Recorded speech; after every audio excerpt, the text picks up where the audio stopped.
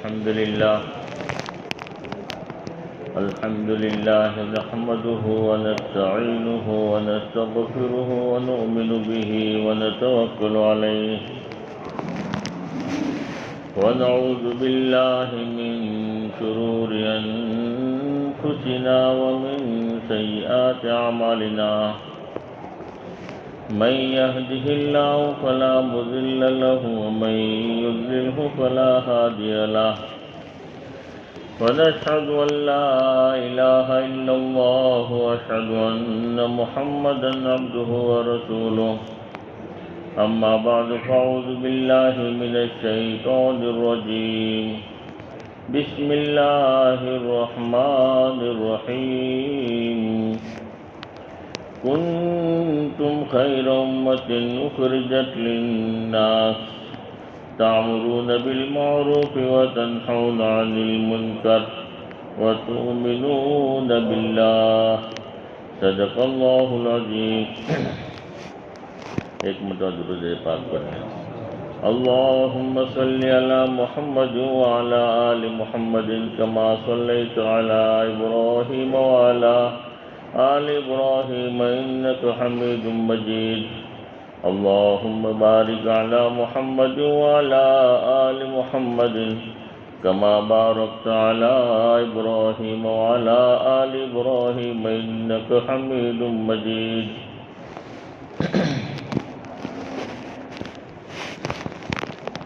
محترم بھائیوں، دوستوں، بزرگوں، اللہ تبارک تعالیٰ نے دنیا کے اندر ہم سب کو بھیجا ہے، ایک مقصد کے لیے بھیجا ہے، اور اس امت کا جو مقصد ہے دعوت کا کام. اس امت کو دعوت کے کام کے لیے بھیجا ہے، دین کی محنت کے لیے بھیجا ہے، عبادت کے لیے بھیجا ہے. اور جو مقصد پر قائم رہتا ہے تو اس کی عزت ہوتی ہے، اس کی قدر ہوتی ہے، اس کی عظمت ہوتی ہے. اور جو چیز مقصد سے ہٹ جاتی ہے اس کی ویلیو ختم ہو جاتی ہے، اللہ کی نگاہ سے گر جاتا ہے. جیسے ایک پنکھا ہے، ٹیوب لائٹ ہے، مقصد پر قائم ہے تو ہمارے سر کے اوپر ہے، اس کی عزت ہے، احترام ہے، اس کی قدر ہے. اب جب مقصد سے ہٹ جاتی ہے تو لوگ ٹیوب لائٹ کو کچرے میں پھینک دیتے ہیں. اس کی کوئی حیثیت نہیں ہوتی، اس کی کوئی قدر نہیں ہوتی کہ مقصد سے ہٹ گیا.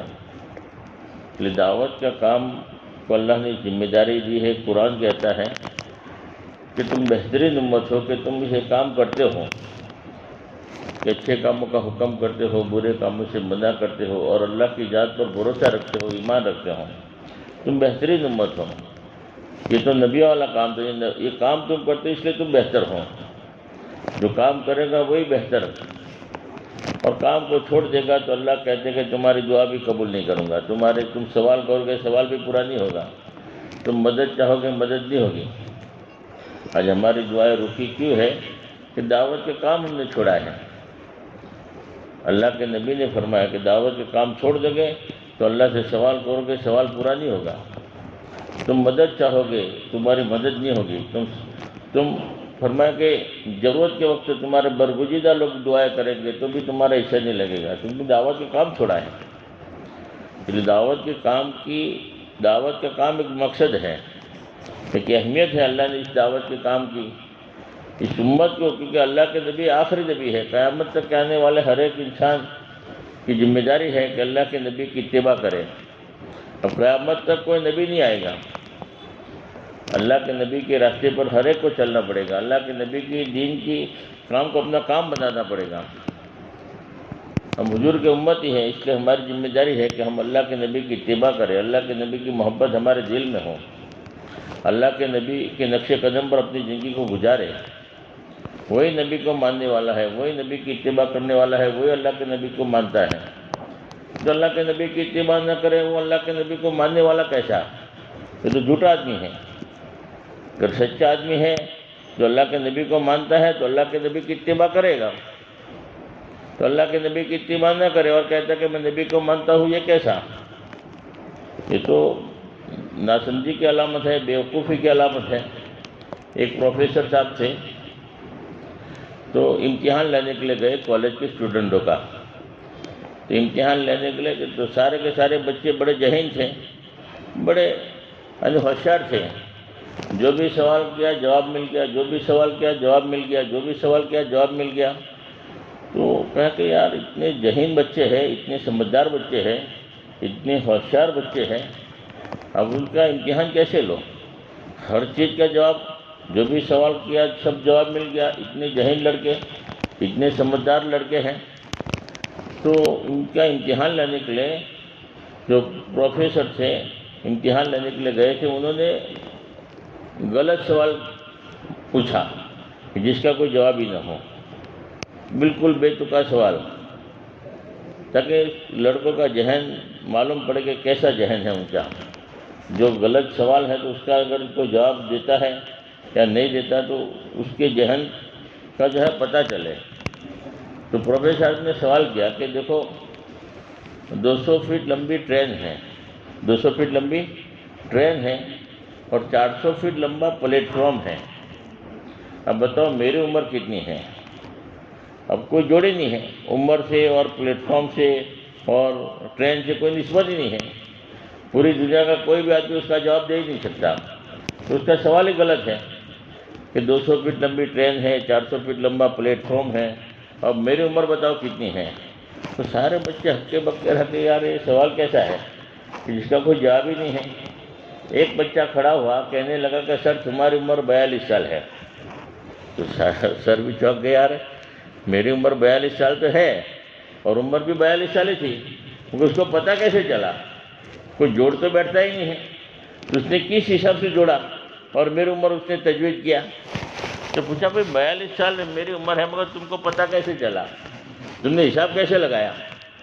تو اس آدمی نے کہا کہ دیکھو میرا ایک بھائی ہے, اس کی عمر ہے 21 سال اور وہ ہاف مائنڈ ہے, اور میں نے ڈبل کر دیا تمہاری عمر نکل آئی. میں نے اس کو ڈبل کر دیا, تمہاری عمر خود بخود نکل آئی. تو کہنے کا مطلب کہ تمہارا سوال ایسا بیوقوفی جیسا ہے کہ جس کا کوئی جوڑی نہ ہو. تو وہ پروفیسر سے بھی ہکے بکے رہ گئے کہ اس نے جو ہے میری عمر کیسے تجویز کیا. تو کوئی جوڑی نہیں ہے. اللہ کے نبی کی اتباع نہ کرے, اللہ کے نبی کے راستے پر نہ چلے اور کہتے کہ میں محمد ہی ہوں, میں نبی کو ماننے والا ہوں, یہ کیسے جوڑ بیٹھ سکتا ہے؟ ہم حضور کے امتی ہیں, ہمارے دل میں اللہ کے نبی کا غم ہو. اللہ کے نبی جو غم لے کر آئے تو وہ غم ہمارا ہے, اللہ کے نبی جو کام لے کر آئے جو کام ہمارا ہے, اللہ کے نبی جو فکر لے کر آئے جو فکر ہماری ہے. اور اللہ کے نبی والا راستہ کون سا ہے؟ کیونکہ قیامت تک کے آنے والے انسانوں کی رہبری قرآن کرے گا. قرآن قیامت تک کے آنے والے انسانوں کی رہبری کرتا ہے اور قیامت تک کے آنے والے انسانوں کو سیدھا راستہ دکھاتا ہے. اور قرآن بتائے گا کہ نبی والا راستہ کون سا ہے. قُلْ هَٰذِهِ سَبِيلِي أَدْعُو إِلَى اللَّهِ عَلَىٰ بَصِيرَةٍ أَنَا وَمَنِ اتَّبَعَنِي. آپ کہہ دو یہ میرا راستہ ہے. کون سا میرا راستہ ہے؟ میں اللہ کے بندوں کو اللہ کی طرف بلاتا ہوں. اللہ کے بندوں کو اللہ کی طرف بلانا, یہ اللہ کے نبی نے فرمایا کہ میرا راستہ ہے. ادعو الی اللہ, اللہ کے بندوں کو میں اللہ کی طرف بلاتا ہوں. اور بصیرت کے ساتھ, اللہ بصیرت یقین کے ساتھ. دعوت کے کام آدمی کرے یقین کے ساتھ کرے. آج دعوت کے کام میں بوجھ کیوں پڑتا ہے؟ آدمی یقین نہیں ہے. کاروبار پر یقین ہے تو 12 گھنٹے کاروبار کرنا آسان. دعوت کے کام کرنے پر اللہ میری مدد کرے گا, اللہ میرا کام بنائے گا. اس یقین کی کمزوری کی وجہ سے آدمی جو ہے سستی کرتا ہے. اس لیے فرمایا کہ یقین کے ساتھ کرو, گھبراؤ مت, ڈرو مت, یقین رکھو کہ اس دعوت کے کام کو بصیرت کے ساتھ کرو, یقین کے ساتھ کرو کہ دین کا کام کروں گا, میرا کام اللہ کرے گا. اور اللہ نے وعدہ کیا ہے کہ جو دین کا کام کرے گا میں اس کا کام کروں گا. تم دین کی مدد کرو گے میں تمہاری مدد کروں گا. اور اگر اس میں شک ہے تو یہاں سے نفاق کی شروعات ہو جاتی ہے. اللہ کے وعدوں پر پورا یقین ہو, یہ ایمان کا آخری درجہ ہے کہ اللہ کے وعدوں پر دل آدمی کا مطمئن ہو. اور اگر اس میں شک ہے یہ نفاق کی علامت ہے. تو آدمی یقین کے ساتھ کرے, بصیرت کے ساتھ کرے, اللہ کے بندوں کو اللہ کی طرف بلائے یقین کے ساتھ. اور پھر قیامت تک کے آنے والے انسانوں کو کہہ دیا یہ میرا, یعنی انا ومن اتبعنی, جو میری اتباع کرنے والے ہیں، جو مجھے رسول مانتے ہیں، جو مجھے نبی مانتے ہیں، ان کا بھی یہی راستہ ہے۔ تم نبی کو ماننے والے ہیں تو ہمارا بھی یہی راستہ ہے کہ اللہ کے بندوں کو اللہ کی طرف بلانا، دین کا کام کرنا، دعوت کا کام کرنا، یقین کے ساتھ دعوت کا کام کرنا، یہ نبی والا راستہ۔ اور جو بھی نبی والے راستے پر چلا ہے اللہ نے کامیاب کیا ہے۔ صحابہ کرام رضی اللہ تعالیٰ عنہم اجمعین اللہ کے نبی والے راستے پر چلے، پوری دنیا میں صحابہ کرام پھیل گئے اور اپنی قبریں بنائی کہ اللہ کے بندوں کو اللہ کی طرف بلانا۔ صحابہ کرام نے اپنا سمجھ لیا یہ ہمارا بھی راستہ ہے، جو ہمارے نبی کا راستہ تھا وہ ہمارا راستہ ہے۔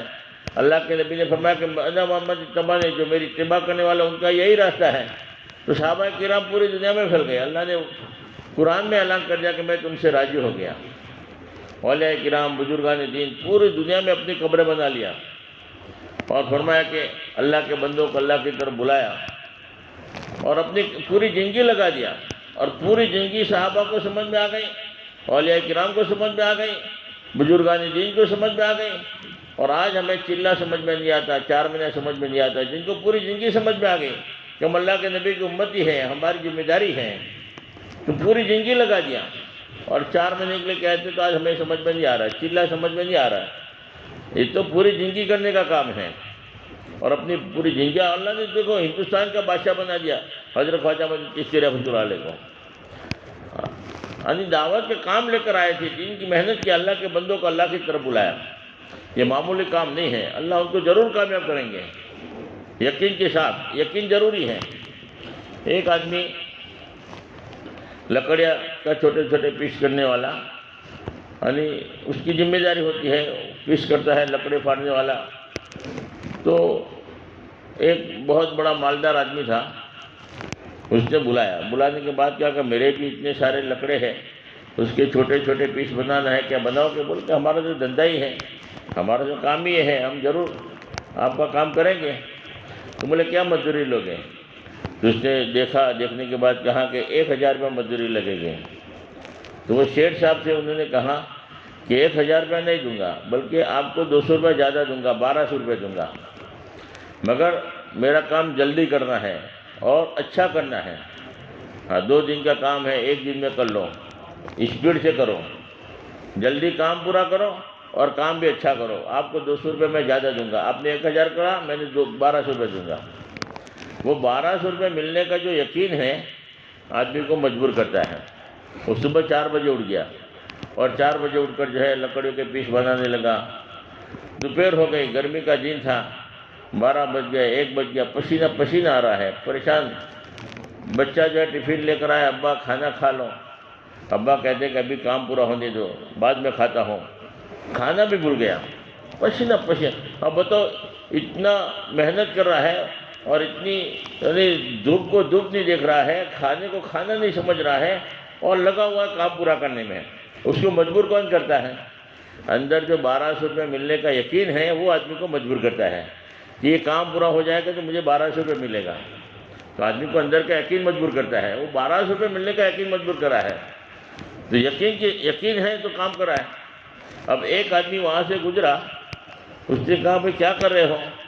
کہ بھائی لکڑیوں کے چھوٹے چھوٹے پیس بنا رہے، کس کا کام کرے گا؟ فلاں شیخ صاحب کا کام کر رہا ہوں۔ بولے کتنا پیسہ طے کیا؟ کہ بولے میں نے تو 1000 کہا تھا، مگر شیخ نے کہا کہ میں 1200 روپے دوں گا، مگر میرا کام جلدی پورا کرو۔ تو اس آدمی نے کیا کہا؟ وہ فلاں شیخ صاحب کا کام ہے، دیکھو سوچ سمجھ کے کام کرنا، میں 100 روپیہ مانگتا ہوں، 4 سال ہو گئے، میری چپلیں ٹوٹ گئی، ابھی تک مجھے 100 روپیہ نہیں دیا وہ شیخ صاحب نے، جن کا تم کام کر رہے ہو۔ 4 سال سے میری چپلیں گھس گئی، ابھی تک میں 100 روپیہ مانگتا ہوں، 100 روپیہ نہیں دے رہا ہے، اب تم کو 1200 روپے دے گا؟ بس اتنا کہا، اور وہ یقین جو تھا وہ شک کے اندر مبتلا ہو گیا، یقین ختم ہو گیا، اب شک پیدا ہو گیا۔ اور آدمی یقین کی بنیاد پر چلتا ہے، شک کی بنیاد پر نہیں چلتا۔ پہلے یقین تھا، کھانا بھی نہیں دیکھا، پانی بھی نہیں دیکھا، دھوپ بھی نہیں دیکھی، محنت کرا، مزدوری کرا ہے، اب جو وہ یقین ختم ہو گیا، اب شک پیدا ہو گیا کہ 1200 ملے گا کہ نہیں ملے گا۔ اس آدمی کو 100 روپیہ نہیں دیا، وہ بھی 4 سال سے 100 روپے کے لیے چکر کاٹتا ہے، تو یہ 1200 روپے مجھے دے گا کہ نہیں دے گا؟ کام پورا ہو گیا، 1200 روپے نہیں دے گا تو میں کیا کروں گا؟ تو اب شک پیدا ہوا۔ تو شک کی بنیاد پر آدمی چلتا نہیں ہے، تو اب ہتھوڑا بھی بھاری ہو گیا، ہمت ہی نہیں ہو رہی کام کرنے کی۔ اس نے ہتھوڑا ایک طرف رکھا اور گیا شیٹھ کے پاس، اور شیٹھ صاحب کو کہنے لگا کہ دیکھو انداز 600 روپے کا کام ہو گیا تھا، آدھا کام ہو گیا تھا، اور جا کر شیٹھ صاحب سے کہنے لگا کہ 600 روپے کی ضرورت ہے، ایمرجنسی ضرورت ہے، بچہ کوئی بیمار نہیں تھا، اور کہنے لگا اس کو پیسہ نکالوانا تھا، شک پیدا ہوا، کہا کہ بچہ بیمار ہو گیا ہے اور اب بھی جانا ہے، ایمرجنسی ہے، تو مجھے 600 روپے دے دو، آدھا کام تو ہو گیا ہے، 600 روپے مجھے دے دو، ابھی ایمرجنسی ضرورت ہے۔ اب شیٹھ صاحب نے 600 روپے دے دیا، اور 600 روپے لینے کے بعد بھی کیونکہ اب شک پیدا ہوا ہے کہ بعد میں 600 روپے دے گا کہ نہیں دے گا، کام پورا کرنے کے بعد، یہ تو ہو سکتا ہے کام پورا کروانے کے لیے دے دیا آدھا پیسہ، اب کام پورا ہو گیا تو 600 روپے کے لیے مجھے چکر کاٹنا پڑے گا۔ تو اس نے 600 روپے لینے کے بعد بھی شیٹھ کو کہنے لگا کہ میری مجبوری ہے، میں کام پورا نہیں کر سکتا، اب دوسرے سے کام کروا لو۔ کہ شک پیدا ہو گیا، اور آدمی شک کی بنیاد پر نہیں چلتا۔ شیٹھ نے کہا کہ نہیں تم پورا کرو، 800 روپے دوں گا۔ بولے کہ نہیں میری مجبوری ہے، 1000 روپے دوں گا۔ وہ 1000 روپے بھی کام کرنے کو تیار نہیں، آدھا ہی کام چھوڑ دیا، آدھا کام پورا نہیں کیا۔ بولے میری مجبوری ہے، یہ بہانہ بنا کر جو ہے کام پورا۔ تو آدمی شک کی بنیاد پر چلتا ہی نہیں، یقین کی بنیاد پر چلتا ہے۔ اس لیے کہا کہ دعوت کے کام آدمی یقین کے ساتھ کرے۔ شک پیدا ہوگا تو بہت پڑے گا، آدمی گشت میں نہیں جڑے گا، آدمی شک کی بنیاد پر نہیں چلتا، 3 دن آگے پیچھے کرے گا کہ شک ہے کام ہوگا کہ نہیں ہوگا۔ اس لیے یقین کے ساتھ کام کرو، دعوت کے کام یقین تھا، آدمی کرتا رہا۔ آج دیکھو کوئی بھی آدمی، ایک آدمی بس ٹرک چلاتا ہے، بہت سارے دیکھو ڈرائیور دیکھا ہوگا رات بھر گاڑی چلاتے ہیں۔ اب رات بھر گاڑی چلاتے ہیں، رات کو سوتے بھی نہیں ہیں، ان کو رات بھر جاگنے پر مجبور کون کرتا ہے؟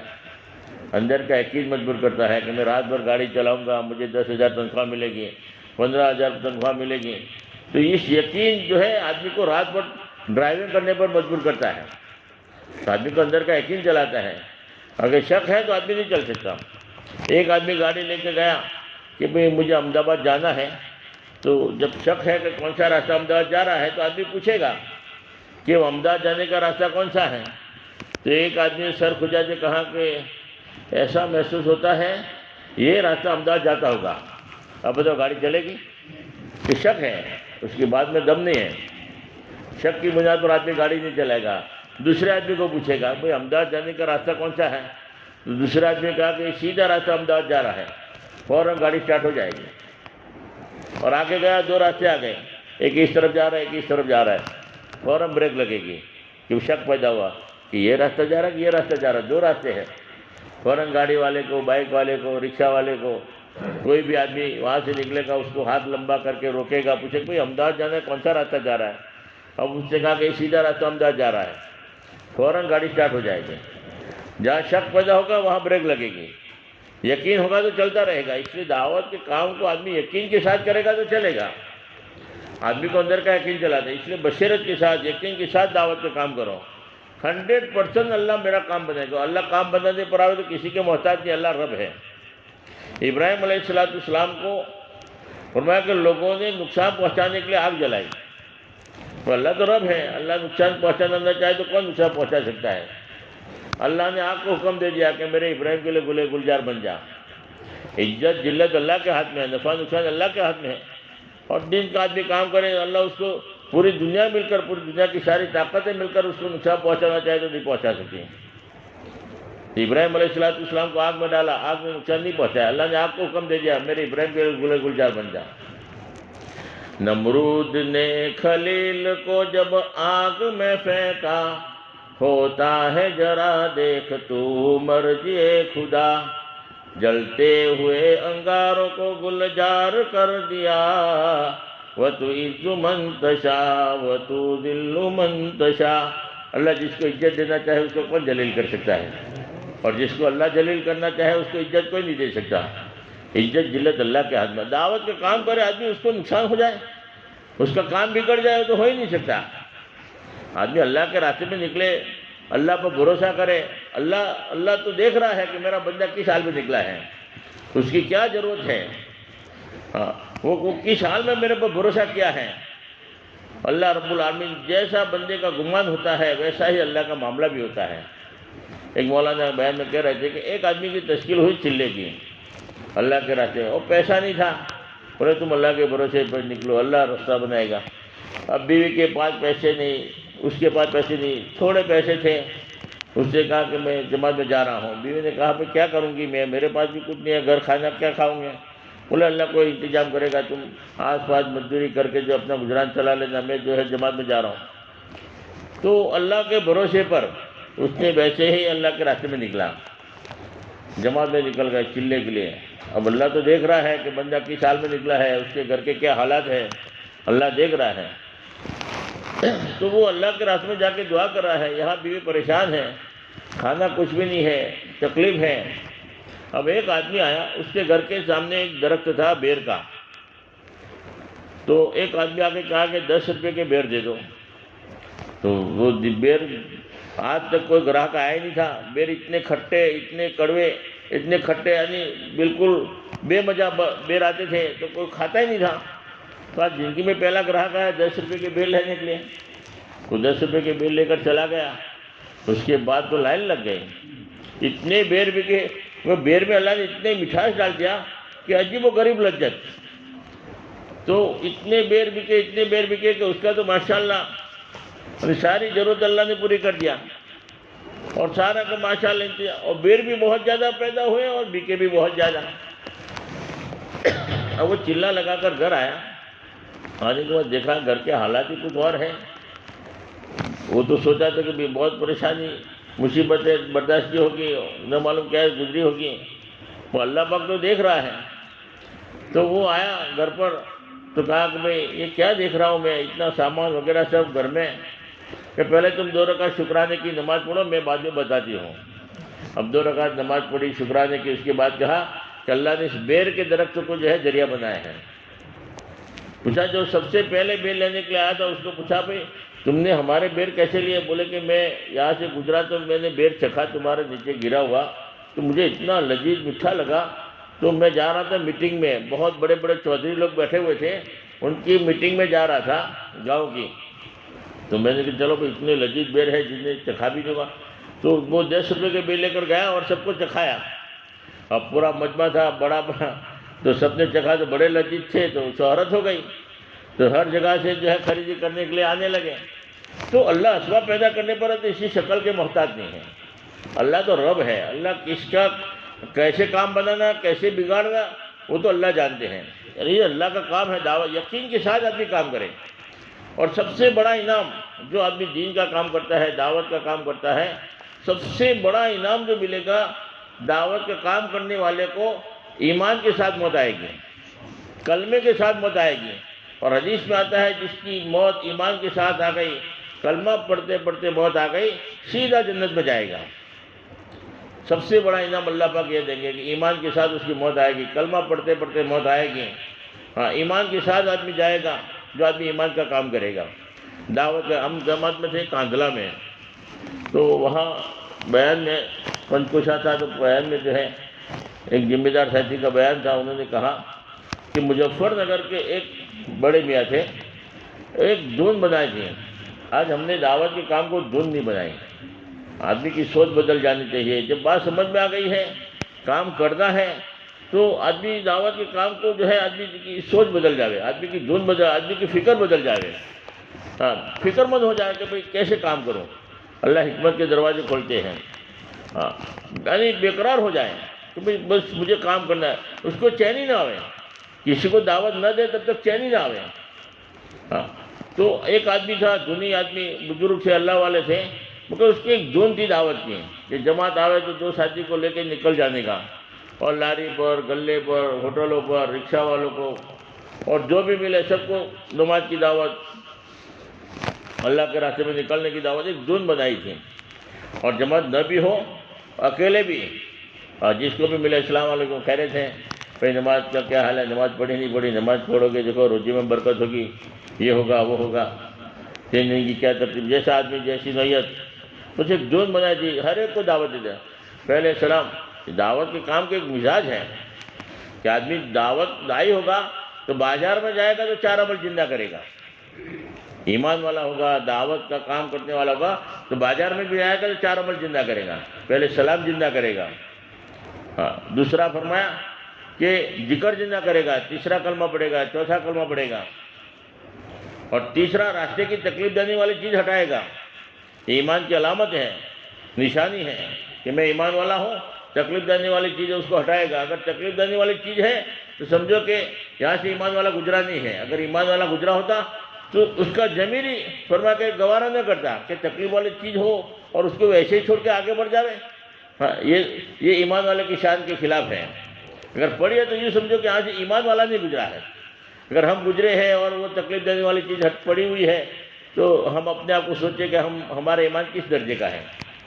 اور تو ایسا دعوت زندہ کرے گا، 4 عمل، دعوت زندہ کرے گا۔ دعوت ایک جون بنائے تو ان کا ایک جون تھا ہر ایک کو دعوت دینا۔ ایک دن جماعت آئی تو جماعت کی انہوں نے دعوت کی کہ چائے کی دعوت کی کہ چلو بھائی اب چائے بنانے کے لیے 2 ساتھی لے جماعت کے، بھائی چائے بناؤ۔ تو وہاں کچن وغیرہ ہر مسجد میں تو چائے بنا رہے تھے 2 ساتھی۔ تو وہ بزرگ سے اللہ والے جو انہوں نے کہا جماعت کے 2 ساتھی کو کہا کہ بھائی ایک ساتھی چائے بناؤ اور ایک ساتھی میرے پاس آ جاؤ اور یاسین شریف پڑھ کے سناؤ، مجھے موت کے آثار ظاہر ہو رہے ہیں۔ بزرگ کہہ رہے مجھے موت کے آثار ظاہر ہو رہے ایسا لگ رہا ہے، اس لیے مجھے یاسین شریف پڑھ کے سناؤ۔ اور وہ یاسین شریف پڑھ کے سنانے لگا تو دوسرے ساتھی کو بھی بولا تم بھی آ جاؤ گیس بند کریں۔ اب دوسرا ساتھی بھی آ گیا۔ اس کے بعد اس بزرگ نے کہا کہ دیکھو قیامت کے دن تم گواہ رہنا، میں نے تمہارے سامنے کلمہ پڑھا ہے، اشہد ان لا الہ الا اللہ واشہد ان محمدا عبدہ ورسولہ، اور انتقال ہو گیا۔ یعنی آدمی دعوت کا کام کرے گا تو سب سے بڑا انعام ملے گا کہ موت کے وقت ایمان اللہ پاک نصیب کریں گے، ایمان کے ساتھ موت آئے گی، اللہ مدد کرے گا، ایسے راستے کھولیں گے وہم و گمان بھی نہیں ہوگا۔ سب سے پہلی جماعت جاپان میں ٹوکیو میں گئی اور وہ پڑوس ملک کی جماعت گئی۔ ارشد بھائی کر کے ذمہ دار تھے، مولانا انوس صاحب سنا رہے تھے، مولانا عمر صاحب کے لڑکے، کہ وہ جماعت سب سے پہلے ٹوکیو میں گئی۔ اس وقت جماعت پہلی جماعت تھی، ان کو یہ بھی پتہ نہیں تھا کہ وہاں کوئی مسجد بھی ہوگی نہیں ہوگی، وہاں کوئی مسلمان بھی ہوگا کہ نہیں ہوگا، وہاں کوئی ہماری زبان جانتا ہوگا نہیں جانتا ہوگا، وہاں ہم کیا کریں گے کیسے کام کریں گے، کوئی مرکز کا پتہ نہیں، کوئی مسجد کا پتہ نہیں، کسی مسلمان کا کوئی کانٹیکٹ نمبر نہیں، اور بس اللہ کے بھروسے پر، جب اللہ کے بھروسے پر آدمی کام کرتا ہے اور قدم اٹھاتا ہے تو اللہ راہیں کھولتے رہتے ہیں، اللہ راستے کھولیں گے۔ تو سب سے پہلے جماعت گئی ٹوکیو میں، تو وہ ایئرپورٹ پر اترے تو ایک بودھ دھرم کا پنڈت لینے کے لیے آیا جماعت کو، ایئرپورٹ پر آ گیا۔ جب جماعت اتری 10 ساتھیوں کی جماعت تھی تو وہ بودھ دھرم کا پنڈت لینے کے لیے آیا اور آ کر کہنے لگا کہ تم ہمارے ساتھ چلو، میں آپ کو لینے کے لیے آیا ہوں۔ تو جماعت والے کہنے کہ تم ہمیں لینے کے لیے آئے، کیا بات ہے، سمجھ میں نہیں آ رہا کہ دیکھو تمہارا نام ارشد بھائی ہے، تمہارا یہ نام ہے اور آپ کی سب کی شکلیں میرے سامنے ہیں اور آپ کے سب کے نام بھی مجھے یاد ہے اور سب کے نام بھی گنائے۔ تو جماعت تو اور پریشان، تو یار ہمارے نام ان کے پاس کہاں سے آ گئے، نہ کوئی ٹیلی فون نہ خبر بھیجی ہے اور ہمیں لینے کے لیے بھی آ گئے۔ بولے کہ تم ہمارے ساتھ چلو، سب بعد میں بتائیں گے۔ اور جماعت والوں نے سوچا کہ چلو بھائی یار لینے کے لیے آئے ہیں اور ہمارا نام بھی بتا رہا ہے، کوئی نہ کوئی اللہ کا حکمت ہوگی، کوئی راج ہوگا۔ چلو بھائی ویسے بھی ہمیں تو کوئی پتہ ہے ہی نہیں کہاں جانا کیا کرنا، ہم تو اللہ کے بھروسے آئے ہیں، چلو بھائی لینے کے لیے تو ہاں۔ بولے کہاں لے جاؤ گے تم، چلو۔ تو وہ لے کر گیا ان کا جو بودھ دھرم کا جو ہوتا ہے مٹھ ہوتا ہے، مٹھ، تو وہاں کمرے ہوتے ہیں، تو ایک کمرے میں جو ہے صاف صفائی کر کے جو ہے جماعت کو رکایا اور رکانے کے بعد کہا کہ میں ابھی بہت ایمرجنسی ہے، آپ کی جماعت آپ کا انتظار تھا اس لیے میں رکا تھا، مجھے ایمرجنسی ہے، میں آنے کے بعد آپ کو پوری حقیقت بتاؤں گا، ابھی مجھے ایمرجنسی 1-2 دن کے لیے جانا ہے، میں 2 دن کے بعد آؤں گا، مگر یہاں کھانے کا پینے کا سب انتظام اور رہنے کا آپ کو جو کرنا ہے جیسے کرنا ہے کرو۔ اب 2 دن تک وہ جماعت وہاں پر جو ہے اپنے حساب سے ملاقاتیں کر رہی ہے کر رہی ہے، مگر وہ اس سے بتایا نہیں کہ ہم لینے کے لیے کیوں آئے تھے، تمہارے وہ پریشان تھے۔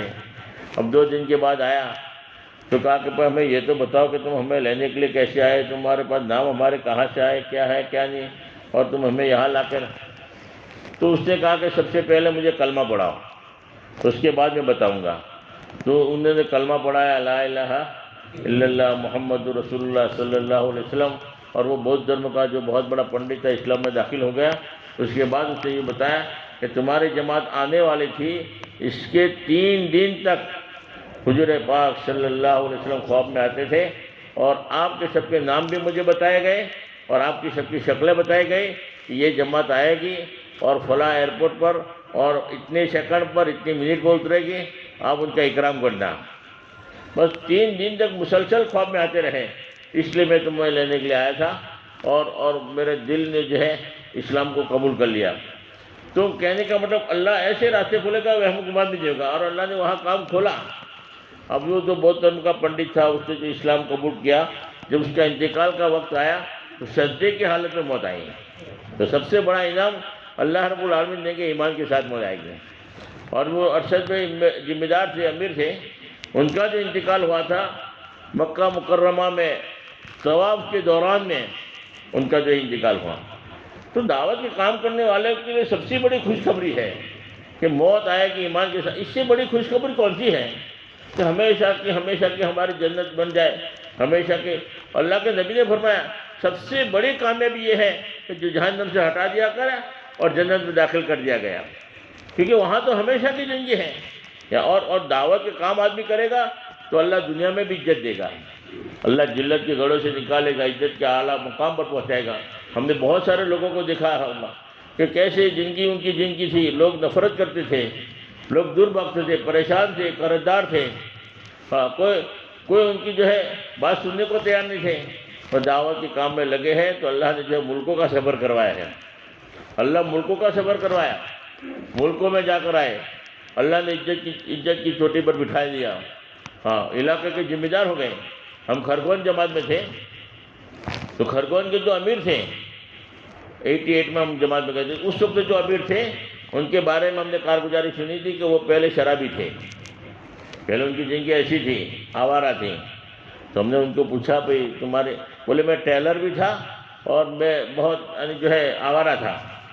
اور اللہ نے جو ہے دعوت کے کام میں لگایا، اور دعوت کے کام میں لگنے کے بعد جب دین کی قدر کرتا ہے، اللہ مولانا الیاس صاحب رحمۃ اللہ علیہ دعا مانگی تھی کہ اللہ جو بھی آگے بڑھے اس کو آگے بڑھا دے، جو قدر کرے اللہ تو اس سے کام لے لے۔ اللہ تو قدر کرنے والوں کی قدر کرتے ہیں۔ مولانا فرماتا ہے نا اہل اس کام میں لگے گا اللہ اس کو اہل بنا دے گا، جو نا اہل اس کام میں لگ گیا اور دعوت کی قدر کیا اللہ اس کو اہل بنا دے گا، اور اہل اس کام میں لگے گا تو اللہ اس کو اہل اللہ بنا دیں گے۔ یہ معمولی کام نہیں ہے۔ یہ میں نے جو ہے جب پہلی دفعہ اللہ کے راستے میں لگا، اس کے بعد جب قربانی دینا شروع کیا، بار بار ماشاءاللہ 4 مہینے جا رہے قربانی دے رہے، اللہ نے ضلع کا امیر بنا دیا ہے، پورا ضلع ان کے تابع ہے۔ پورے ضلع کی جو ہے مین امیر ہے، انہوں نے قدر کی دعوت کی قدر کرنے والا چاہے کوئی بھی آدمی ہو۔ اللہ نے یہ کام کسی شخصیت کے اوپر موقف نہیں رکھا کہ فلاں مولانا ہوں گے تو کام چلے گا، فلاں حاجی صاحب ہوں گے تو کام چلے گا، فلاں ڈاکٹر صاحب ہوں گے تو کام چلے گا۔ اس میں تو جو بھی آدمی لگے گا اور اپنے آپ کو آگے بڑھے گا تو اللہ اس کو آگے بڑھا دے گا۔ ان کی قربانی اللہ دیکھتے ہیں۔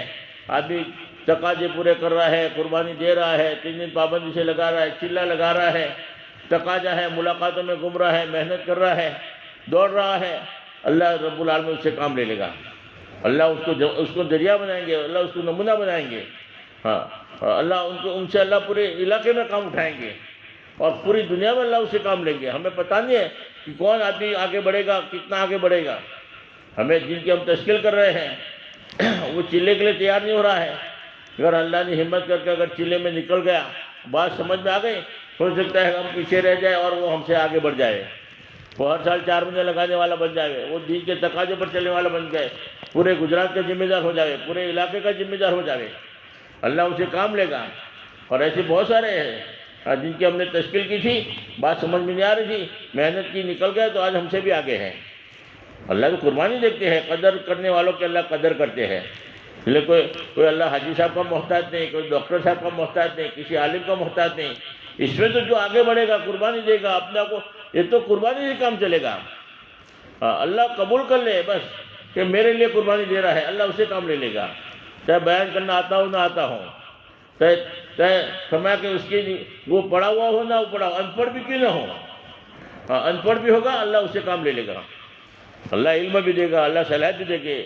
حضرت عمر فاروق رضی اللہ عنہ کے بارے میں آتا ہے اونٹ چرانا نہیں آتا تھا، فرمایا کہ جب دعوت کے کام کو سینے سے لگایا ہے تو اللہ نے کیسا علم دیا، کیسی صلاحیت دی، پوری دنیا میں ایسی حکومت کر کے دکھائی کہ لوگ مثال دے رہے ہیں۔ اللہ نے اللہ کے نبی نے فرمایا کہ میرے بعد اگر کوئی نبی ہوتا تو عمر فاروق ہوتے ہیں۔ کون عمر فاروق ہے جو اللہ کے نبی کو قتل کرنے کے لیے جا رہے تھے؟ اللہ کے نبی کو قتل کرنے کی کتنی دشمنی ہوگی، کتنا بغض ہوگا، کتنا اسلام کے دشمن تھے، مگر فرمایا کہ جب سمجھ میں بات آ گئی تو انہوں نے جو ہے قدر کی، تو اللہ نے جو اتنا آگے بڑھا دیا۔ تو آدمی قدر کرتا ہے، چاہے آج ہمیں گالیاں دینے والا ہو، اور جب بات سمجھ میں آئے گی تو ہم اندازہ نہیں لگا سکتے کہ وہ کہاں تک پہنچے گا، وہ کتنا کام کرے گا، ہاں پورے علاقے کو ہلانے والا بنے گا۔ اللہ نے صلاحیت دی ہے، اللہ نے سمجھداری دی ہے، اس لیے فرمایا کسی آدمی کو فرمایا کہ کمتر مت سمجھو۔ ہو سکتا ہے کہ اللہ اس کے دل میں کوئی بات اتر گئی اور فرمایا کہ پورے علاقے کا ذمہ دار ہو گیا۔ بعض ساتھی ہوتے ہیں 3 دن لگائے ہیں، پورے علاقے کے ذمہ دار ہو گئے، پورا علاقے کے ذمہ دار ہو گئے خالی 3 دن لگانے کی برکت سے۔ بعض آدمیوں نے 3 دن لگائے ہیں، جن کی پر تہجد ناگانی ہوئی، جن کی پر تہجد ناگانی ہوئی، اثر ہو گئی دل میں بات، کوئی بات دل میں اثر کر جاتی ہے، زندگی تبدیل ہو جاتی ہے، پوری زندگی پلٹ جاتی ہے، آدمی توبہ کر لیتا ہے، اپنا کاروبار صحیح کر لیتا ہے، اپنی پوری زندگی صحیح کر لیتا ہے۔ لیکن دعوت کی ہم قدر کریں، یہ معمولی کام نہیں ہے، بہت اونچا کام ہے، اور جو قدر کرے گا اللہ اس سے کام لے گا۔ اس لیے دعوت کے کام کو آدمی یقین کے ساتھ کرے، یہ معمولی، اور اللہ کا وعدہ ہے کہ تم کام کرو میں تمہاری مدد کروں گا، اور اللہ مدد کرنے پر آوے تو بتاؤ کون کس کا بال کام کر سکتا ہے، کون اس کا بگاڑ سکتا ہے۔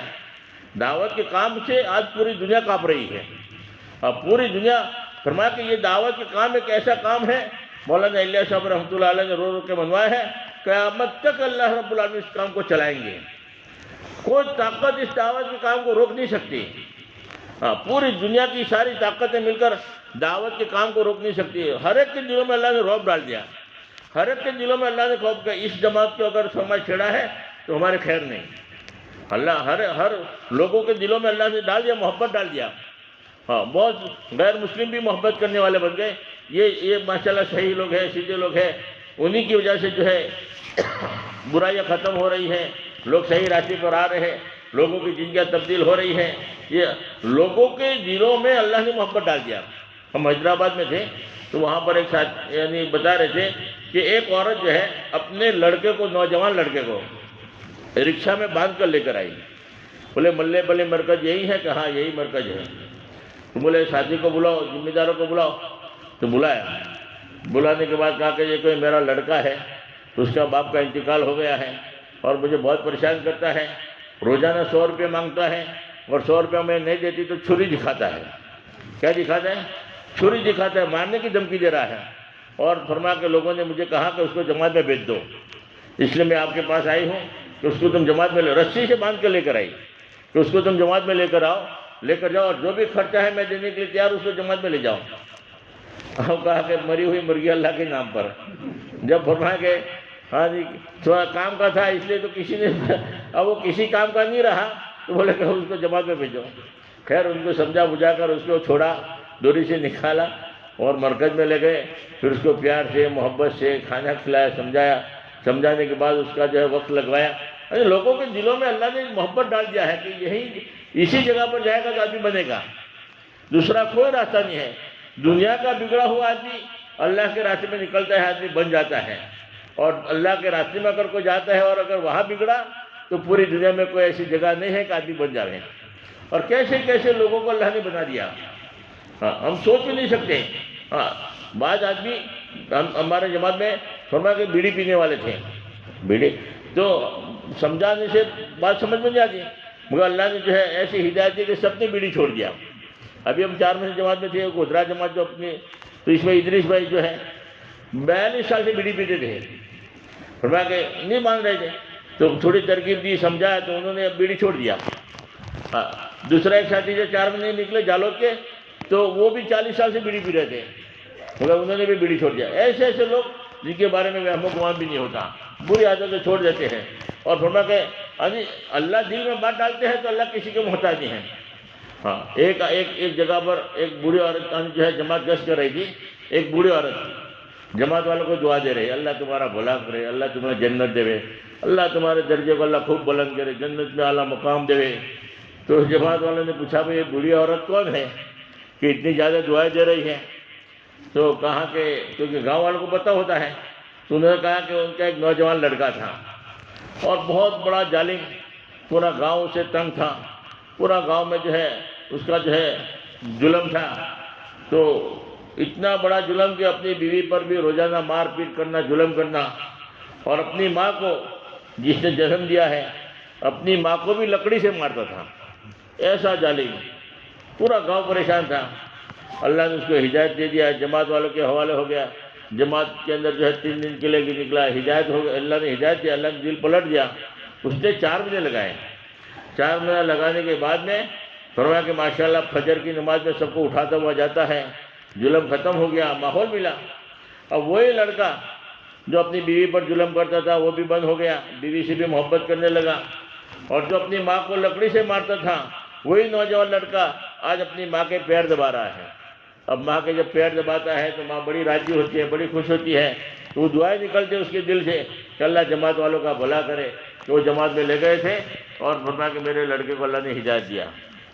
احساس پیدا ہوتا ہے اللہ کے راستے میں نکلنے کے بعد، ہدایت کا نور آتا ہے، آدمی کی زندگی صحیح ہو جاتی ہے، زندگیاں پلٹ جاتی ہیں۔ جب ہدایت کا نور آتا ہے اللہ کے راستے میں نکلنے کے بعد زندگیاں تبدیل ہو جاتی ہیں۔ بہت سارے شراب کی دکان والوں نے شراب کی دکانیں بند کر دیا، اللہ کے جو ہے اللہ نے ان کو دین کا کام میں لگا دیا۔ ایسے حرام کام کرنے والوں نے جو ہے توبہ کر دیا اللہ کے راستے میں نکلنے کے بعد میں۔ ایک آدمی کی تشکیل ہوئی 3 دن کے لیے کہ 3 دن کے لیے اللہ کے راستے میں نکلو، تو کسی نے کہا، دوسرے لوگ جو ہے آج جن کی بات سمجھ میں نہیں آئے وہ کہتے کہ دیکھو تم 3 دن جماعت میں جاؤ گے 200-300 روپیہ خرچہ ہوگا، اس سے بہتر ہے 200-300 روپیہ کسی غریب کو دے دو، کسی یتیم کو دے دو، کسی بیوہ کو دے دو، اس کے گھر میں چولہا جلے گا، اس کے پیٹ میں اناج جائے گا، ہاں اس کو جو ہے اس کی پیاس بجھے گی، اس کی بھوک دور ہوگی، تمہیں اس سے زیادہ ثواب ملے گا۔ تم 3 دن جماعت میں جاؤ گے تمہارا خرچہ ہو جائے گا، بلکہ تمہارا 300 روپیہ جو ہے یا 200 روپیہ جو ہے کسی ضرورت مند کو آدمی کو دے دو۔ تو لوگ ایسا ذہن بنا رہے ہیں۔ جماعت والوں نے کہا کہ تم اللہ کے راستے میں جاؤ، اب وہ 3 دن اللہ کے راستے میں نکل گیا، کسی کی بات نہیں سنی۔ اب 3 دن اللہ کے راستے میں جانے کے بعد احساس پیدا ہوا، گھر آنے کے بعد 27 سال کی زکوٰۃ ادا کیا، لاکھوں روپے کے حساب سے۔ اللہ نے مال دیا تھا، زندگی میں کبھی زکوٰۃ ادا نہیں کیا، اب 3 دن کی برکت سے اللہ نے لاکھوں روپے زکوٰۃ ادا کیا، حساب کر کے 27 سال کی زکوٰۃ کا حساب کیا اور اس نے ادا کر دیا۔ اب کتنے ہزاروں لاکھوں ہزاروں غریبوں کا بھلا ہو گیا۔ آدمی جب ہدایت آتی ہے تو فرمایا کہ آدمی صحیح زندگی گزارنے والا ہوا، اگر صحیح زکوٰۃ ادا ہونے لگے تو ایک بھی آدمی ضرورت میں باقی نہ رہے۔ اللہ نے ایسا نظام بنایا ہے مگر ہم کرنے کے لیے تیار نہیں۔ اور قربانی دینے کے بعد جب آدمی قربانی دیتا ہے اللہ ایسی برکت دیتا ہے، ایسے راستے کھولتے کہ ہم کو گمان بھی نہیں ہوتا، کیونکہ اللہ نعمتوں کی جو شکر گزاری کرتا ہے، اللہ نعمتوں میں اضافہ کرتے رہتے ہیں، اور ناشکری کرتا ہے اللہ نعمتوں کو چھین لیتے ہیں، اللہ ختم کرتے ہیں۔ اور شکر گزاری کیا ہے؟ زبان سے ایک تو شکر گزاری، اور ایک تو جس چیز کو جس کام کے لیے اللہ نے دیا ہے وہاں استعمال کرنا، زبان جس کام کے لیے دیا وہاں زبان استعمال کرنا، زبان جس کام کے لیے دیا وہاں زبان استعمال کرنا، اسی کا نام شکر ہے۔ مثال سے بات سمجھ میں آتی ہے، ایک آدمی تھا بہت بڑا مالدار آدمی، اور اپنے مکان میں بیٹھا ہوا تھا، نیچے دیکھا ایک غریب آدمی پھٹے پرانے کپڑے میں اور بھیک مانگ رہا ہے کہ اللہ کے واسطے مجھے دے دو، اللہ کے واسطے کچھ دے دو۔ تو وہ مالدار آدمی تھا، بڑا رحیم دل آدمی تھا، اس نے اس آدمی کو بلایا کہ میرے پاس بلاؤ۔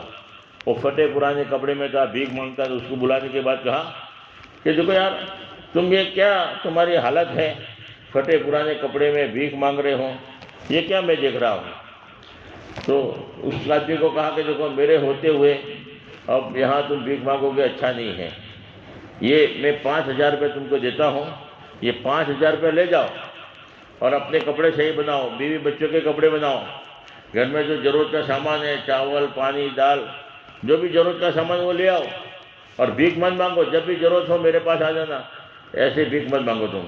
بڑا رحیم آدمی تھا، اس نے 5000 روپے اس کو دیا، اور 5000 روپے لینے کے بعد اس آدمی نے کیا کیا، وہی مالک کے سامنے ماچی کی سلی جلائی اور 5000 روپے کو جلا دیا۔ کیا کر دیا؟ 5000 روپے کو اسی مالک کے سامنے جلا دیا۔ جلانے کے بعد کہتا ہے کہ اللہ آپ کو جزائے خیر عطا فرماوے کہ آپ نے مجھے 5000 روپیہ دیا۔ بتاؤ اس کا شکر ادا ہو جائے گا؟ اس کا شکر ادا ہو جائے گا؟ وہ آدمی کتنا غصے ہو جائے گا کہ میں نے 5000 روپے اس لیے دیا تھا کہ میرے ہی آنکھوں کے سامنے تو جلا دے رہے اور اس کو ضائع کر دے رہے، کتنا غصے ہو جائے گا۔ اسی طریقے سے اللہ کی دی ہوئی نعمتیں ہیں. اللہ نے کروڑوں روپے کی آنکھیں دیا ہے, اللہ نے زبان دی ہے, اس کا کوئی حساب نہیں. تندرستی 1000 نعمتوں سے بڑھ کر ہے, اور اللہ کی دی ہوئی نعمتوں کو اللہ ہی کے آنکھوں کے سامنے ضائع کر رہے ہیں. آنکھوں کے ذریعے گناہ کر رہے ہیں, زبان کے ذریعے گناہ کر رہے ہیں, اور ورنہ کہ ہاتھوں کے ذریعے گناہ کر رہے ہیں. اللہ تو دیکھ رہا ہے. بھائی میں نے تجھے ہاتھ اس لیے دیا تھا, میں نے تجھے پیر اس لیے دیا تھا, میں نے تجھے دماغ اس لیے دیا تھا کہ اس کو غلط استعمال کرے. ہاں, وہ 5000 روپیہ کو غلط استعمال کیا تو آدمی کتنا غصے ہوتا ہے, اس کے ساتھ کیا معاملہ کرے گا, اس کو کتنا مارے گا, کتنا دکھ ہوگا اس کو. ہاں, وہ کہے گا کہ اگر تو 5000 روپے کو اگر تو کپڑے صحیح بناتا, تیرے گھر میں چاول دانی جو ضرورت کا سامان لے کر بھی آتا, اور تو زبان سے نہ بھی کہتا, جزاک اللہ نہ بھی کہتا, تب بھی تیرا شکر ادا ہو جاتا. اور تم نے تو ضائع کر دیا, اور پھر تو جزاک اللہ لاکھ مرتبہ بھی کہے گا بھی شکر ادا نہیں ہوگا, کہ تم نے تو اس کو ضائع کر دیا. اس لیے ہم مثال اس لیے دیا کہ ہم کروڑوں کی نعمتوں کو ہم ضائع کر رہے ہیں, اور زبان سے کہیں کہ اللہ تیرا احسان ہے. ہاں, فرما کے ہاں زبان سے تو کہنا ہے, مگر اصل شکریہ یہ ہے کہ جہاں جو چیز استعمال کرنے کے لیے جاؤ وہاں استعمال کرنا. مولانا سلیمان صاحب فرماتے تھے یہ ٹوپی ہے, ٹوپی کا مقام سر کے اوپر ہے, اگر پیروں میں رکھے گا, پیروں میں باندھے گا تو ٹوپی پر ظلم کرتا ہے. اینک ہے, چشمہ ہے, آنکھوں پہ رکھنے کی جگہ ہے, وہاں جگہ پر نہیں رکھا اور پیروں میں رکھا تو اس نے اپنے اینک پر ظلم کیا ہے, ناشکری کی ہے. ہاں, جہاں استعمال نہ کرنا یہ ظلم ہے. آنکھوں کو جہاں استعمال کرنے کے لیے آنکھیں دیا وہاں استعمال نہ کرنا یہ ظلم ہے.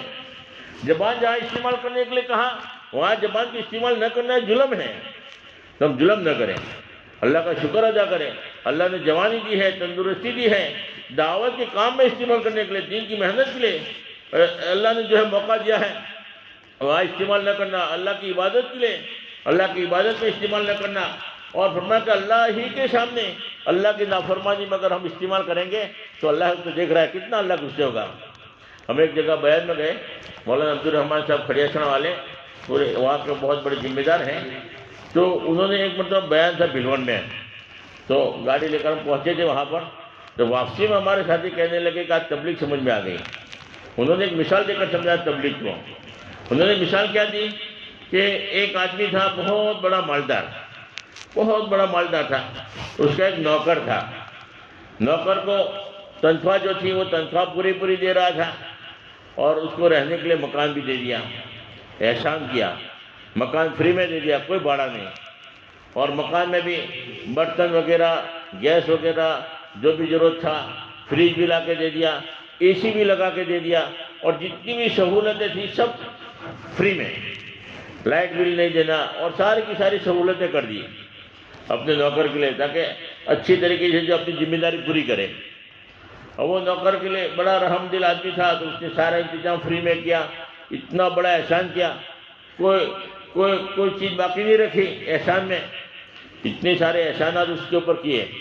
اب مولانا مثال دی کہ وہی مالک جس نے اتنے سارے احسان کیے تھے اپنے نوکر کے اوپر, اب وہ مالک کے گھر میں آگ لگی.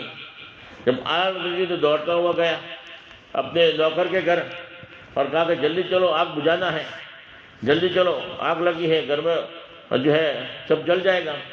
تو بلانے کے لیے گیا. نوکر نے کیا جواب دیا, ابھی میرا آرام کا تقاضا ہے, ابھی میرے پاس فرصت نہیں ہے, ابھی میرا ڈیوٹی کا وقت نہیں ہے, ابھی میرا ڈیوٹی کا وقت نہیں ہے, ابھی میرے پاس فرصت نہیں ہے, ابھی میرے پاس ٹائم نہیں ہے. بتاؤ ایمانداری کے ساتھ بتاؤ وہ مالک کتنا غصے ہو جائے گا, مالک کو کتنا غصہ آئے گا. جب تقاضا آ گیا تو کہتے کہ میرے پاس فرصت نہیں, میرے پاس ٹائم نہیں, میرے پاس موقع نہیں ہے, تو کتنا غصہ ہو جائے گا کہ میں نے اتنے سارے ایسا آرام, اتنی ساری سہولتیں تجھے دیا, اور جب تقاضا آتا ہے کہ میرے پاس فرصت نہیں ہے, میرے پاس ٹائم نہیں ہے, میرا کھانے کا تقاضا ہے, میرا آرام کا تقاضا ہے, قربان کرنے کے لیے تیار نہیں. تو اسی طریقے سے اللہ رب العالمین نے ہمیں لاکھوں روپے کی نعمت دی ہے, کروڑوں کی نعمت دی ہے, زبان دی ہے, اور فرما کے تندرستی دی ہے.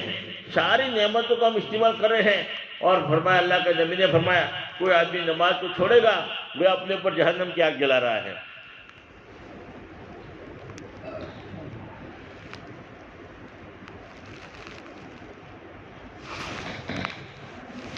تو آج اللہ کے کتنے بندے جہنم والے راستوں کی طرف جا رہے ہیں, اس کو بچانے کے لیے کہتے ہیں کہ 4 مہینے کے لیے تیار ہو جاؤ، ہم کہتے ہیں ہمارے پاس فرصت نہیں، ہمارے پاس ٹائم نہیں۔ پھر کہتے ہیں چلے کے لیے ہمت کرو، تو کہتے ہیں ہمارے پاس ٹائم نہیں، فرصت نہیں۔ 3 دن کے لیے کہا جاتا ہے کہ ابھی میرے پاس موقع نہیں ہے، ابھی ضرورت ہے۔ 2 نمازوں کا وقت فارغ کرنے کے لیے گشت کے لیے بلایا جاتا ہے، کہتے ہیں کہ ہمارے کھانے کا تقاضا ہے، ابھی آرام کرتا ہے۔ ایمانداری کے ساتھ بتاؤ اللہ کو بھی کتنا غصہ آتا ہوگا کہ اتنی ساری نعمتیں میں نے دیا ہے اور استعمال کر رہا ہے، اور جب تقاضا آتا ہے زندگی میں 1 مرتبہ 4 مہینے کے لیے کہا جاتا ہے تو کہتے ہیں میرے پاس فرصت نہیں، میرے پاس وقت نہیں، میرے پاس ٹائم نہیں ہے، میں نے اتنی ساری نعمتیں دیا، اگر میں کھینچ لوں تو پوری زندگی تیری بیکار ہو جائے۔ اگر فرمایا کہ دماغ میں اگر ایک اسکرو ڈھیلا کر دوں تو پاگل کی طرح پھرتا رہے، کسی کام کا نہ رہے۔ میں نے اتنی ساری نعمتیں دیا، کہتے ہیں کہ میرے پاس ٹائم نہیں، میرے کو فرصت نہیں۔ جیسے وہ آدمی کہتا ہے کہ میرے پاس ٹائم نہیں ہے، تو بتاؤ ایمانداری کے ساتھ اس آدمی کو کتنا غصہ آئے گا، اور وہ آدمی اس کے ساتھ کیا معاملہ کرے گا؟ ساری نعمتیں چھینے گا، ساری نعمتیں چھینے گا، نہیں چھینے گا، تقاضا تھا پورا نہیں کیا، اب ساری نعمتیں چھینے گا، اس کو نوکری سے بھی نکال دے گا، کتنا غصے ہو جائے گا۔ اسی طریقے سے اللہ کو بھی غصہ آتا ہے، کیونکہ اللہ پاک رحیم ہے، کریم ہے، اس لیے اللہ پاک جلدی پکڑ نہیں کرتے ہیں، ورنہ ہم اس دھرتی پر رہنے کے قابل نہیں ہیں۔ اللہ کی اتنی نافرمانی کر رہے ہیں کہ اللہ کی دی ساری نعمتوں کو ہم استعمال کرتے ہیں، جب اللہ کا جب دین کا تقاضا آتا ہے تو ہم کہتے ہیں کہ ہمارے پاس فرصت نہیں ہے، ہمارے پاس موقع نہیں ہے۔ جس مقصد کے لیے کام کے لیے اللہ نے دیا بھیجا ہے، اسی کام کے لیے ہمارے پاس فرصت نہیں ہے۔ ضرورتوں کو تو ہم نے مقصد بنا دیا، اور دعوت کے کام کو تو ہم نے جو پشے پشت ڈال دیا۔ مثال سے بات سمجھ پاتی ہے، ایک آدمی تھا، اس کا ایک بہت بڑا باغ تھا، اس کی رکھوالی کے لیے ایک نوکر رکھا، مالی کو رکھا کہ تمہاری ذمہ داری ہے کہ اس باغ میں پانی پلانا اور خیر خبر رکھنا، یہ تمہارا کام ہے، اور آپ کو جو ہے 15,000 روپये ہم تنخواہ بھی دیں گے، اور ذمہ داری آپ کی کیا ہے کہ اس باغ کی جو ہے رکھوالی کرنا۔ جو اس مالی نے کہا کہ میرے بیوی ہے، بچے ہیں، ان کی ضرورتوں کے لیے، بولے تمہاری بیوی بچوں کے لیے مکان بھی ہے، اس باغ کے اندر مکان بھی استعمال کرو، اس کا کوئی کرایہ نہیں، فری میں، وہاں ضرورت کے لیے سامان ہے وہ بھی استعمال کرو، بیت الخلاء اور جو بھی ضرورت ہے وہ سب استعمال کرو، کوئی منع نہیں ہے، اپنی بیوی بچوں کو بھی ٹائم دو، مگر مقصد کیا ہے؟ اس باغ کی رکھوالی کرنا، اس باغ کو میں جیسا چھوڑ کے جا رہا ہوں ویسا سنبھال کے رکھنا، اس کو برابر پانی دینا، اس کو برابر رکھوالی کرنا، یہ تمہاری ذمہ داری ہے۔ تو باغ کی رکھوالی کے لیے ان کو رکھا، اور وہ مالک چلا گیا۔ 1 سال کے بعد آیا تو باغ کا حالت دیکھتا ہے تو ہکا بکا رہ گیا، نہ باغ کو پانی پلایا ہے، اور پورا باغ سکا ہوا ہے، سارے پھل پھول پودے اور سب کا سب جو ہے ویران ہو گیا ہے۔ تو اس نے اپنے نوکر کو بلایا، بلانے کے بعد کہا کہ کیا دیکھ رہا ہوں، تم کو میں 15,000 روپये تنخواہ دے رہا تھا، اور جو کام سپرد کر کے دیا تھا کہ یہ تمہارے کام ہے، اس کو تمہیں کرنا ہے، تم نے تو کام کیا ہی نہیں۔ تو اس آدمی نے کیا جواب دیا؟ دیکھو میں یہ کام تم مجھے دیا تھا، مگر میرے بیوی بچوں کی ضرورتوں میں اتنا لگا تھا کہ مجھے فرصت ہی نہیں ملی پانی پلانے کی، کہ بیوی بچوں کے تقاضے اتنے تھے اور ضرورت اتنی تھی، تو ضرورتوں میں اتنا لگا کہ مجھے پانی پلانے کی فرصت ہی ملی نہیں۔ تو بتاؤ وہ مالک کیا کرے گا اس کے ساتھ؟ ایسے اللہ نے ہمیں ضرورت کے لیے، بیوی بچوں کی ضرورت ہے، کمانا سب ضرورت ہے۔ اب فرمایا کہ جو کام تھا دعوت کے کام کے لیے بھیجا تھا، فرمایا کہ اللہ کو بھی ہم کہیں گے کہ ہم تو ضرورت میں ایسے لگے کہ چلا رکھا تھا، ہمیں تو ٹائم ہی نہیں ملا، ہم تو ایسے کاروبار میں ضرورت میں پھنسے کہ ہمیں تو 3 دن لگانے کی بھی فرصت نہیں ملی، کہ ضرورت تھی، تو نے ہمارے ساتھ ضرورت لگائی تھی، بیوی تھا، بچہ تھا، بچے تھے، کاروبار تھا، اب وہ ساری ضرورتیں ہمارے ساتھ لگی تھی، اب ضرورتوں میں ایسے لگے کہ کام ہی بھول گئے۔ اور وہ جیسے ضرورت پہ لگا تو بولے باغ کو پانی پلانا ہی بھول گیا، ویسے اللہ کو ہم جواب دے دیں گے تو ہم تو ضرورت پہ ایسے لگے کہ دعوت کے کام تو ہمیں فرصت ہی نہیں ملا، چلہ لگانے کا ٹائم ہی نہیں ملا، 3 دن لگانے کا بھی ٹائم نہیں ملا، بتاؤ وہاں کام چل جائے گا؟ جو ضرورت تھی، جو مقصد ہے اللہ نے اس امت کو دیا ہے، اس مقصد کے اندر ہم نے اپنے آپ کو نہیں لگایا، ضرورتوں میں تو ایسے لگے کہ مقصد ہی بھول گئے، اس لیے پریشانی ہے، مصیبتیں ہیں، آج دعائیں رد ہو رہی ہے، آج تکلیف ہے۔ تو دعوت کے کام کو آدمی مقصد بنائے، جو دعوت کے کام کو مقصد بنائے گا ضرورت اللہ سلوٹوں میں پوری کرے گا۔ ہاں، یہ دعوت کے کام کو ہم نے سمجھا ہی نہیں ہے۔ ہم ایک جگہ تشکیل میں گئے 4 مہینے کی، تو ہمارے ساتھ ایک مولانا تھے الیاس صاحب کھڑیچنا والے، وہ ماہی میں ابھی مدرس ہے، صدر مدرس، وہ تھے بڑے ذمہ دار تھے، تو بولے کہ میں سال میں، اس کو مثال دی کہ میں سال میں تھا تو پڑوس ملک کی جماعت بھی ہمارے ساتھ تھی. تو پڑوس ملک کی جماعت کا ساتھی کہنے لگا کہ مولانا تم نے تبلیغ کو کیا سمجھا ہے؟ میرے گھر سے بیوی نے خط لکھا ہے، ذرا پڑھ کے دیکھو تبلیغ سمجھ میں آ جائے گی. تو مولانا سوچ میں پڑھ گئے کہ تمہاری بیوی نے کیا اس میں لکھا ہے کہ تبلیغ سمجھ میں آ جائے گی. تو بولا کیا بات ہے؟ تو خط دیا. تو بولے تم بتا دو کیا بات ہے. تو پڑوس ملک کا ساتھی کہنے لگا کہ مولانا ہم 3 بھائی تھے، اب تینوں بھائیوں کا کاروبار کھیتی باڑی کا تھا. اب 2 بھائی کھیتی میں لگے ہوئے تھے، کھیتی باڑی کرتے تھے، اور میرا وقت پورا کا پورا دین کے کام میں لگتا تھا، دعوت کے کام میں لگا ہوا تھا. 3 دن میں، 10 دن میں، کبھی چلے میں، 4 مہینے میں، جب بھی تقاضا ہو مسجد و جماعت کے اندر ملاقاتوں میں، بس میری جھولی تھی دعوت کے کام کرنے کی. تو 2 بھائی مزدوری کرتے تھے کھیتی باڑی میں، اور حصہ پورا کا پورا مجھے مل جاتا تھا، تو میرے لیے آسانی تھی، میں دعوت کے کام برابر کر رہا تھا. اب میری تشکیل ہوئی 1.5 سال کی جماعت میں جانے کی، کہ 1.5 سال کے لیے تمہیں جانا ہے اللہ کے راستے میں. اب 1.5 سال کی تشکیل ہوئی، وہاں تو 1.5 سال کی تشکیل ہوتی ہے.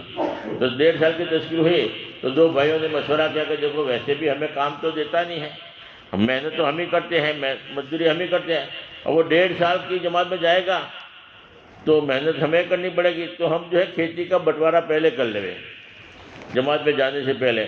اب کھیت کے 3 حصے کر لیے، اور بھائی کو بلا کر کہا کہ ہر آدمی اپنا اپنا کھیت سنبھالیں. اب 3 حصے کر لیے کھیت کے.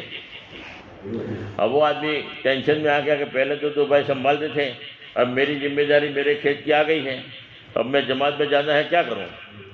اب کھیتی سنبھالو، بیوی بچوں کا بھی حق ہے، ان کی بھی ضرورت پوری کرنا ہے، اور ایک طرف 1.5 سال کی جماعت میں جانے کا ارادہ کیا، اللہ کے راستے میں بھی جانا ہے، تو کیا کروں؟ تو اندر یقین بنا ہوا تھا کہ رب اللہ ہے، پالنے والے اللہ ہے، روزی تو اللہ نے لکھ دیا ہے، روزی تو اللہ دے کر رہے گا. تو میں جو ہے کھیتی کو بونے کے لیے دے دوں، میرے مقدر میں جو ہوگا وہ تو مل کے رہے گا. تو اپنے 2 بھائیوں سے ملا کہ میرا کھیت بھی تم بو ڈالو، اور جو بھی پیداوار اس میں سے آدھا تم لینا، آدھا ہی مجھے دینا. تو انہوں نے کہا کہ ہمیں موقع نہیں ہے، انہوں نے منع کر دیا. پھر کہا کہ منع کر دیا تو کہتے کو گاؤں میں کسی کو کہیں گے، گاؤں میں کوئی تیار ہو گیا تو وہ آدھا لے گا، آدھا ہمیں دے گا. تو محنت گاؤں میں کی، مگر اللہ بعض دفعہ امتحان لینا چاہتے ہیں، دیکھنا چاہتے ہیں، بندے کا یقین دیکھنا چاہتے ہیں کہ اللہ پر یقین ہے نہیں ہے. امتحان لیتے، آدمی امتحان میں پاس ہو جاتا تو بیڑا پار ہو جاتا ہے. امتحان اللہ کی طرف سے ہوتا ہے. گاؤں میں کوئی آدمی تیار نہیں ہوا کھیت بونے کے لیے، اور ٹینشن بڑھ گیا کہ مجھے تو جماعت میں 1.5 سال کے لیے جانا ہے، کھیت بونے کے لیے کوئی تیار ہی نہیں ہو رہا ہے، تو کیا کریں گے؟ تو دل میں یقین مضبوط تھا کہ روزی اللہ کے ہاتھ میں ہے، روزی اللہ دے کے رہیں گے. اور جیسے آدمی دکان بند کر کے اللہ کے راستے میں جاتا ہے، شٹر کو تالا لگ جاتا ہے مگر روزی کو تالا نہیں لگتا. آدمی سے یار رکشہ بند کر کے گیا، اب روزی بھی بند ہو گئی، بولے روزی تو اللہ دے کے رہیں گے، چاہے شٹر کو تالا لگ جاوے، چاہے رکشہ بند ہو جاوے، ہاں کھیت بونے والا کوئی بھی نہ ہو، مگر روزی تو اللہ دے کے رہتے ہیں. تو اس نے سوچا کیا کریں گے، روزی تو اللہ نے لکھ دیا، وہ تو مل کے رہے گی، اور مجھے تو جانا ہے جماعت میں. تو 70,000 روپے قرضہ لیا، اور بیوی کو کہا کھیت بونے کے لیے کوئی تیار نہیں ہے، 1.5 سال کے بعد آئیں گے، بوئیں گے، مقدر کی جو روزی ہے وہ تو اللہ بعد میں بھی دے دے گا، تو مجھے تو ابھی اللہ کے راستے میں جانا ہے. تو 70,000 روپے قرضہ لے کر اللہ کے راستے میں نکلا. اب بیوی نے خط لکھا، اس میں یہ لکھا ہے کہ تمہارے جانے کے بعد اللہ نے کھیت بونے والا مل گیا، سامنے سے آ گیا اور کہا کہ میں تمہارا کھیت بونے کے لیے تیار ہوں. تو ہم نے اس میں پیاز بو ڈالے، اور اللہ نے اتنی پیاز پیدا کیا، بہت زیادہ، اور اللہ نے ریٹ اتنا بڑھا دیا کہ زندگی میں کبھی سنا نہیں تھا. ریٹ بھی اتنا بڑھ گیا اور پیاز بھی بہت زیادہ. تم 70,000 روپے قرضہ لے کر گئے تھے، میں نے پورا ادا بھی کر دیا، اور مزید 1.5 لاکھ روپے نفع کے بچے ہیں کہ آپ جماعت میں سے آؤ گے تو آپ کو رکھے ہوئے ملیں گے اس زمانے کے. تو وہ ساتھی اپنی کارگزاری سناتے سناتے آنکھوں میں آنسو آ گئے کہ واقعی اللہ پر قربانی مانگتے ہیں، لیتے نہیں ہیں. اگر میں وہاں رہ پر محنت کرتا، مزدوری کرتا، تب بھی میں اتنا نہ کما سکتا تھا. جب اللہ پاک روزی دینے پر تو اسباب اللہ پیدا کرتے ہیں، رب اللہ ہے. لے دعوت کے کام کو آدمی یقین کے ساتھ کرے. بولے کہ تبلیغ سمجھ میں آ گئی، ہم نے تبلیغ کو سمجھا ہی نہیں ہے. جب اللہ پر آدمی بھروسہ کرے، اللہ اس کو جائے کرے تو ہو ہی نہیں سکتا. اس لیے اللہ کے نبی نے فرمایا یقین کے ساتھ دعوت کا کام کرو، یقین کے ساتھ. ظاہر کے خلاف آدمی قدم اٹھائے گا، ظاہر کے خلاف اللہ کی مدد اپنے آنکھوں سے دیکھے گا. اسی لیے دیکھو اللہ کے راستے میں 4 مہینے کے لیے نکالا جاتا ہے. جب تک 4 مہینے آدمی کے اللہ کے راستے میں نہیں لگیں گے تب تک ترقی ہو ہی نہیں سکتی. 4 مہینہ نہیں لگے گا مستورات کے ساتھ چلے میں جانا ہے نہیں جا سکو گے، 4 مہینہ نہیں لگا، بیرون میں جانا ہے نہیں جا سکو گے۔ پہلی فرصت 4 مہینہ ضروری ہے، پہلی مرتبہ 4 مہینہ لگ گیا، پھر راستے کھل جائیں گے، پھر ترقی شروع ہو جائے گی، پھر اللہ کی مدد اپنے آنکھوں سے دیکھے گا۔ یہ 4 مہینے لگانا بہت ضروری ہے۔ اور دیکھو ایک دوسری بات، ہم سب دنیا کی محبت میں ڈوبے ہوئے ہیں۔ دنیا کی محبت میں ڈوبا ہوا آدمی خود نہیں نکل سکتا، اس کو سمجھانا پڑتا ہے، اس کو نکالنا پڑتا ہے۔ جیسے پانی میں ڈوبا ہوا آدمی خود نہیں نکل سکتا، کیونکہ وہ ڈوب ہی رہا ہے، اس کو تو نکالنا پڑے گا ورنہ تو مر جائے گا۔ پانی میں ڈوبا ہوا آدمی خود نہیں نکل سکتا، اس کو نکالنا پڑتا ہے۔ اور پانی میں ڈوبا ہوا آدمی ہے، اس کو نکالنے کے لیے کوئی اصول نہیں ہے۔ ٹانگ ہاتھ میں تو ٹانگ کھینچ کے نکالو، بال ہاتھ میں تو بال کھینچ کے نکالو، کپڑا ہاتھ میں تو کپڑا کھینچ کے نکالو۔ سب سے بڑا اصول یہ ہے اس کو پانی میں سے باہر نکالو ورنہ مر جائے گا، ڈوب رہا ہے۔ سب سے بڑا اصول اس کو پانی میں سے باہر نکالو۔ اور دوسرا اصول کیا ہے؟ اس کے پیٹ میں جو پانی چلا گیا اس کو باہر نکالو۔ اب پیٹ میں جو پانی چلا گیا اس کو باہر نکال دیا۔ اور تیسرا کام کیا کرنا ہے؟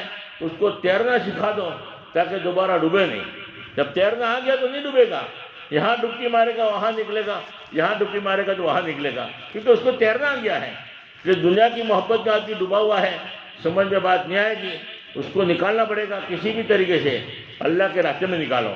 جب اللہ کے راستے میں نکل گیا تو اندر دنیا کی محبت چلی گئی ہے، اس کو باہر نکالو۔ اور پھر اللہ کا یقین اتارو کہ روزی اللہ کے ہاتھ میں ہے، پالنے والے اللہ ہے، اللہ جو چاہتے ہیں وہی ہوتا ہے۔ جب یقین بن گیا تو گویا تیرنا آ گیا۔ اب یقین بن گیا، 4 مہینہ لگانے کے بعد اب واپس آئے گا دنیا میں، کاروبار میں جائے گا، مگر اب نہیں ڈوبے گا۔ اب فرمایا کہ کاروبار میں بیٹھا ہے، اذان ہو گئی، ڈبکی مار کے باہر نکلے گا۔ 3 دن کا تقاضا آ گیا، ڈبکی مار کے باہر نکل جائے گا، 3 دن کے لیے چلا جائے گا۔ چلے کا تقاضا آ گیا، ڈبکی مارے گا، فوراً باہر نکل جائے گا۔ کیوں؟ تیرنا آ گیا ہے، اس کا یقین بن گیا اللہ سے ہونے کا، اب وہ نہیں ڈوبتا۔ اس لیے رہنا تو دنیا میں ہی ہے، مگر دنیا جو اندر گھسی ہے اس کو باہر نکالنا ہے اور اللہ سے ہونے کا یقین بنانا ہے۔ اس لیے اللہ کے راستے میں نکلنا بہت ضروری ہے۔ اس لیے ہمت کر کے بتاؤ 4 مہینے کے لیے کون تیار ہے؟ اسٹوڈنٹ حضرت میں اسٹوڈنٹ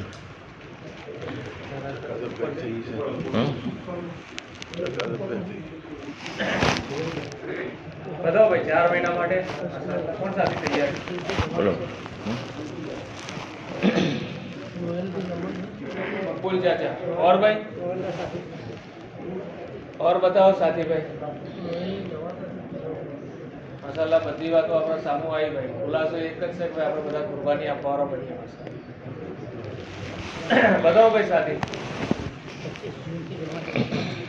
25 જૂનથી જમણ જે है 4 મહિના રોયલ થી भी સાથી સી માશાल्लाह માશાल्लाह। बताओ भाई साथी આમાંથી બેઠેલા કોણ તૈયાર છે? बताओ भाई।